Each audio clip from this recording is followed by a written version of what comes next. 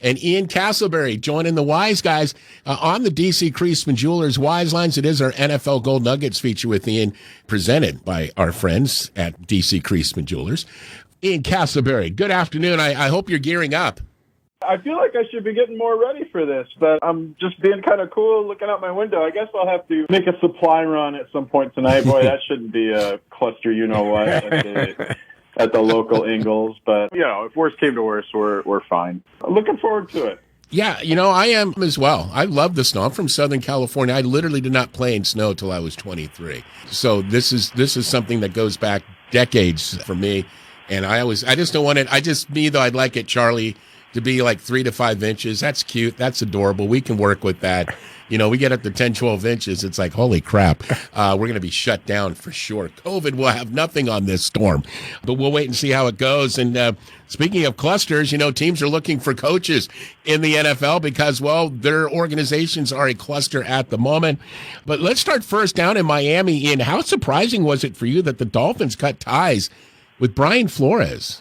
I think it's very surprising. I mean, you look at the 9-8 record that the Dolphins had this season. They got off to a 1-7 start, but obviously they recovered from that nicely. I think it was a shocker. Of course, being a Michigan fan, the fear was that Stephen Ross, the Dolphins owner, who's a big money booster alum from the University of Michigan, might go after Jim Harbaugh, but I don't think he wants to do Michigan like that. So it is a surprise. I mean, I think, if you're the Dolphins or if you're a Dolphins fan, if you fire a coach and right away he becomes one of the top candidates available for the other openings around the league, don't you have to sit back and think, wait a minute, what did we do here? I know, man. It's just like breaking up with your girlfriend and then all your buddies want to date her. I don't know what Miami was thinking about, and I still don't. This makes no sense to me. How do you fire a coach who led your team to a 7-game winning streak to end the season? To me, that's a little bit, okay. And they said it was, his coaching style, it works for some, it doesn't work for others. Okay, guess what? Right. That's every coach in the NFL. Yeah. I mean, to me, this is a big head scratcher. And honestly, I hope Brian Flores lands himself a gig, and I hope the Dolphins win 5 games next season. I think he's a difference maker. The way he stuck with Tua when everyone was just wanting him out to bring in Deshaun Watson, he always stuck with Tua. I always respected him for doing that. He's like Mike Tomlin. Like, Ben Roethlisberger's my quarterback. Or like, no, next question, I'm not going to USC. He's that kind of guy. And he demands a lot of respect, and he gets a lot of respect. Apparently, everyone but Dolphins management. But real quick, speaking of Harbaugh, I mean, the Raiders could be interested in him. Is he showing any signs of maybe wanting to dip his toes back in that NFL coaching pool? He's certainly giving those indications, or at least he is not shutting that talk down. There have been reports that he's even told a recruiter or two that he would listen to NFL offers. Now, I mean, if you really want to get into the weeds here, the talk is that Harbaugh is really doing this because he wants to hold the Michigan Athletic Department and the administration accountable. I mean, he wants Michigan to be competitive with the NIL funding, and there have been a lot of problems with getting guys from the transfer portal because Michigan's transfer admission standards are a little bit higher than some of the schools that potential players would come from. So, like credits wouldn't transfer over.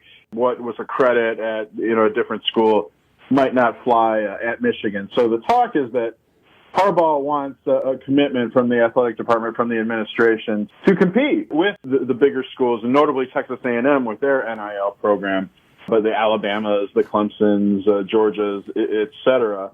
And that he's kind of floating this NFL stuff out there as if, well, if these things don't improve, then maybe I will bowl.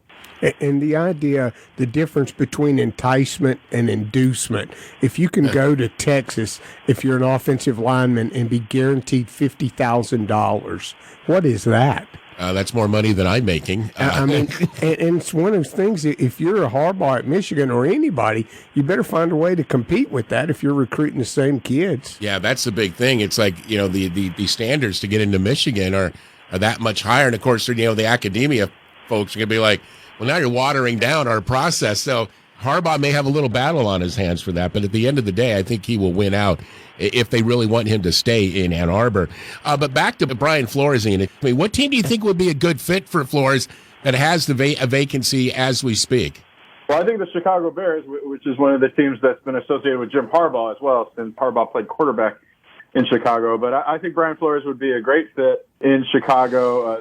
His specialty is defense. He could work with the defense and the players that they have there in Chicago. As you mentioned, Pat, he stuck by Tua Tagovailoa. That I think maybe the thought would be that he could develop and work with Justin Fields really well. If you ask Bears fans, that's who they want. They want Brian Flores. But I would also look at the Denver Broncos.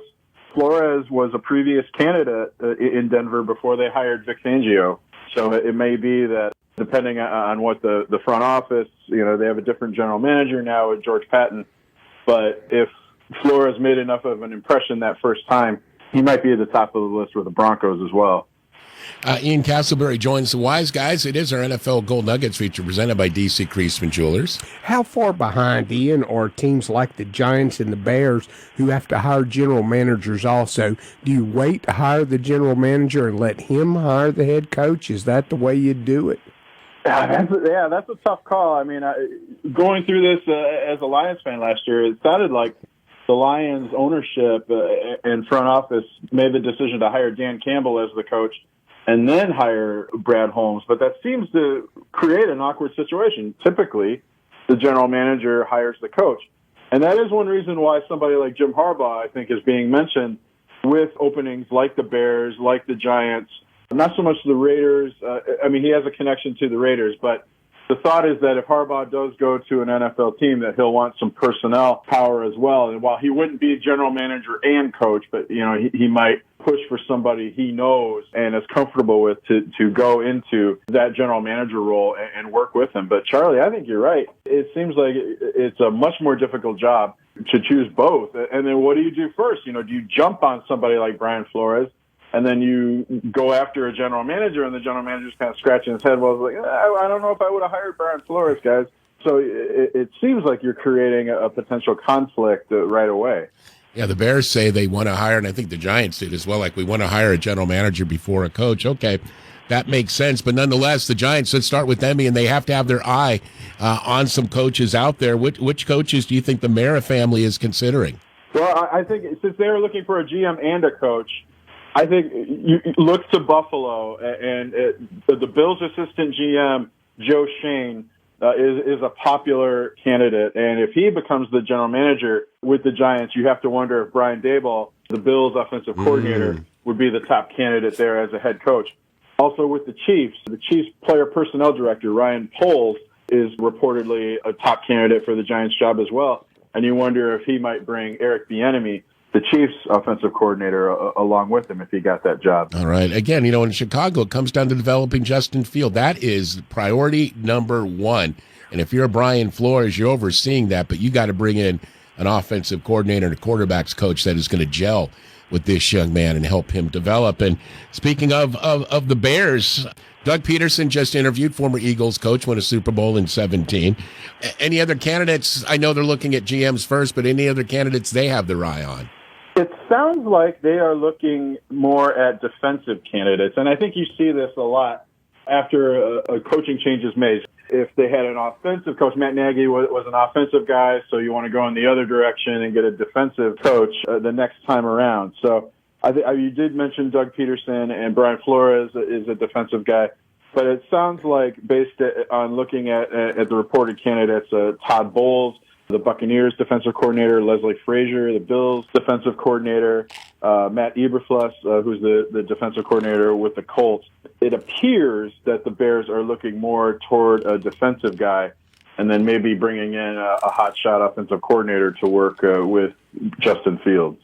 All right, we'll see where that plays. This Broncos opening is, I think, pretty desirable. They've got some key pieces offensively, some real talent there. Defense has always been their strong point. Sure, they lost Von Miller, but I don't think that's going to impact the Broncos too much at this point moving forward. How about the Broncos? Who's on their list? Well, kind of the opposite of what we're seeing in Chicago. I think, the Broncos, they just got rid of Vic Fangio, a defensive guy. So I think the thought might be bringing in an offensive guy. The defense is good, one of the best in the NFL, but they got to get that offense straightened out. Whether it's with Teddy Bridgewater and Drew Lock or bringing someone in. I'm sure there'll be plenty of talk in the offseason if Aaron Rodgers is going to go to the Denver Broncos. Yeah. So I think they will emphasize the search on offensive coordinators. We mentioned Eric Bieniemy, the Chiefs offensive coordinator. That would also presumably be a blow to a division rival in the Chiefs. Rams offensive coordinator Kevin O'Connell is also reportedly a candidate. And then Kellen Moore, the Cowboys offensive coordinator. He's going to be a popular name, I think, in this coaching cycle. All right. We'll see how it plays out in Denver. Here we go. Gosh, we got the wild card coming up this weekend, a total of 6 games. All these coaching searches taking place. And right now with Ian, we're really focusing more on these coaching searches, including the Vikings. Who are they looking at to replace Mike Zimmer and their general manager, Rick Spielman?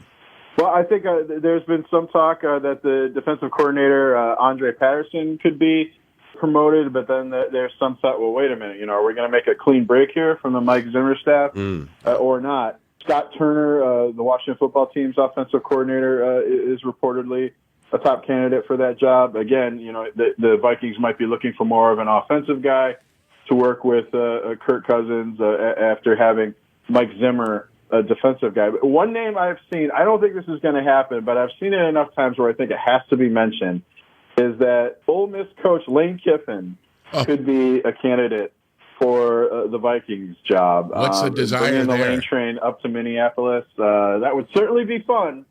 Yeah. I don't know if it would be a good move for the Vikings, however. I don't think it'd be a good move for Lane Kiffin, quite frankly. So what's the desire for Lane Kiffin by Vikings brass? Or why do you think this is out there? He's an offensive guy. He is sort of viewed as a quarterback guru. I don't know if there's some thought that he could develop somebody behind Kirk Cousins or help Kirk Cousins ascend to another level. Maybe, it would be a splashy hire. It would certainly get a lot of attention. I don't know how important that is to Vikings ownership. Kiffin also very popular. These are not reasons to hire a football coach, I don't think, but, he's popular on social media. He could be really popular with fans. Maybe that's a reason he would be considered as well. We're joined by Ian Castleberry on the D.C. Creasman Jewelers Wise Lines, our NFL Gold Nuggets featured. A lot to run down with coaching changes, possibilities, and we'll get into a little wild card chatter here in just moments, presented by David Creasman and D.C. Creasman Jewelers.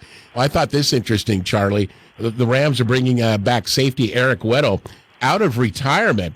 Love it. Out of the for the playoffs. They lost Jordan Fuller, who was their defensive play caller. We should point out Weddle's not played a game since 2019 with the Rams, but he was their defensive play caller. So that in that part, that makes real sense. But how effective can he be as a last-minute replacement, Ian? You have to wonder, 2 years away from the game. I mean, I'm sure his body's in good shape in terms of wear and tear, any possible injuries. But, is he in football shape? Charlie, I'm sure could talk to you. A guy can be in really good condition, but until you go out there and start hitting and start running around on the field, that could be a little bit different. But I think you touched on the key aspect of this for the Rams is that Weddle used to be their defensive play caller, and they want to bring somebody in who the learning curve isn't very large and can step right in. I don't know if he's even going to play, but I think it's a depth signing. It's a safety net that he knows the defense. Reportedly, Nick Scott is likely to start there at safety, and Weddle is there for depth. Maybe they want him around for leadership as the Rams make, what they hope is a long playoff run here. And only Sean McVay at this point. Charlie, from a coaching standpoint, what's your thought on you'd this? really question whether a guy that hadn't played since 2019 could step in and physically play. Would he be a target of the offense? But now that whole thing of he can get us in the right spot because he's done it for years, I like that. I like that idea of let's bring somebody in that's going to get us in the right spot, and then if he gets outmanned, he gets outmanned, but we're not going to blow it just on coverage. Or as Ian said, even like maybe be on the sidelines just as a help to his player. I love it for every 37-year-old ex-football player out there. Yeah, I know, man. And you know what? That guy's always been solid. He's always been there. He's always kept his body in shape. But that was kind of like a whoa to me. So again, this will be fun. That's another little sideline to check out for the Cardinals and Rams on Monday night. Ian, of teams that had to win in Week 18 to make the playoffs, which one do you give the best shot at pulling an upset this weekend? Las Vegas against Cincinnati, San Francisco against Dallas, or Pittsburgh against Kansas City? Yeah, looking at these matchups at first glance, I want to say the Raiders over the Bengals because we just don't know what the Bengals, they're kind of a first time. They're new to this playoff field. How is Joe Burrow going to handle the playoff pressure, the spotlight? But I also think the Bengals could potentially blow the doors off the Raiders defense. So I'm going to go with the 49ers at the Cowboys. I think this is potentially a bad matchup for the Cowboys. The San Francisco's defense, especially their pass rush, could really give Dak Prescott a hard time.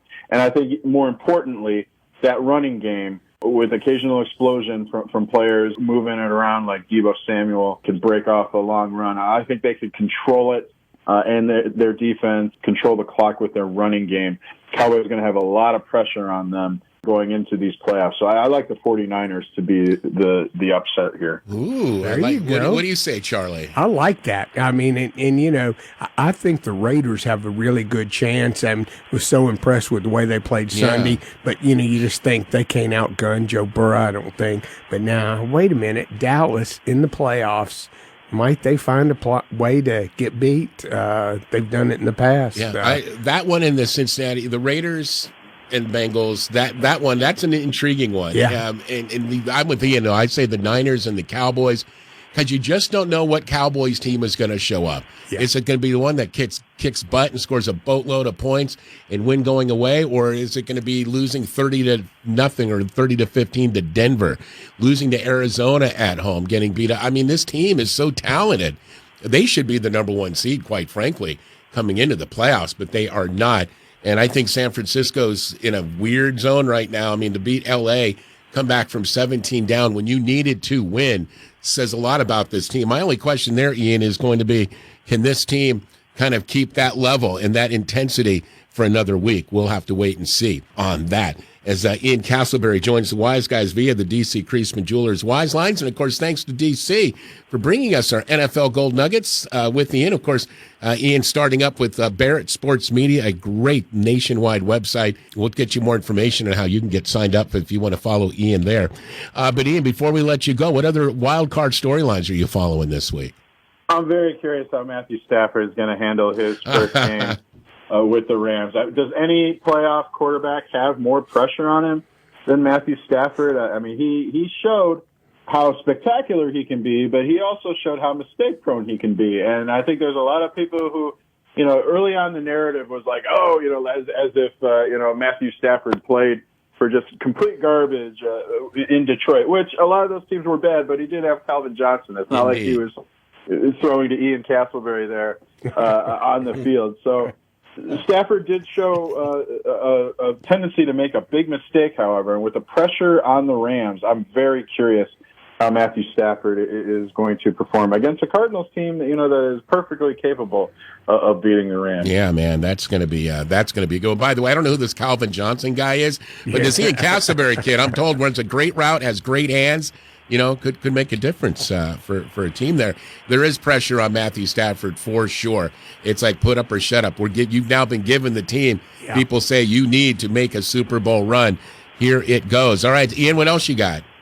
The Bills and the Patriots. I'm very curious how this is going to go because the Bills, I mean, of course, agonizing with Mike Gore during this potential playoff run, but the Bills, they seem to play worse in cold weather. This game is going to be in Buffalo, and that was the site of the infamous Patriots upset over the Bills where the pass barely threw the ball. Mac Jones might as well have been sitting on the sideline. So how are the Bills going to handle cold weather in a playoff game against their division rival?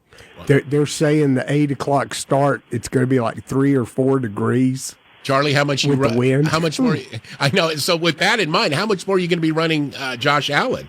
Yeah, and that's a possibility. Not as many passes, more runs with a guy that's as athletic as Josh Allen. It could be like 7 passes thrown total if the Bills played at the Patriots level on that, like they did last time. Mac Jones throws 3 passes in a cold, windy game up in Buffalo, and the Patriots got the win. So, who do you like this time around, Ian? This is a tough one. Oh boy, I going into the season, I did like the Rams. Maybe I just got caught up in everything about Stafford and the big moves that the Rams were making. But maybe this is a little bit of talking week after week with Mike Gore and Pat about the Bills. But I really do. I really do like the Bills challenging the Chiefs in the AFC. All right, we'll see where it plays out. We're up against the clock. How about you, Charlie? I'm with you. I think that's a possibility. Patriots. Belichick's going to figure out a way to just ruin Buffalo forever. Yeah. It's happening. Mike Gore's here. I got a little more freedom to talk crap. Ian, you're the best, buddy. You're off next week. We cannot wait to catch up with you in a couple. And, hey, stay warm. Get your food. Get whatever booze you may need. And hunker down this weekend. Yeah, I think we're okay in the booze department, but I better check just to be sure. You guys stay safe this weekend. You too, brother. Appreciate you, Ian. Be well. You got it. Ian Castleberry, one of the talented guys out there for sure, with our NFL Gold Nuggets presented by David Creasman and DC Creasman Jewelers.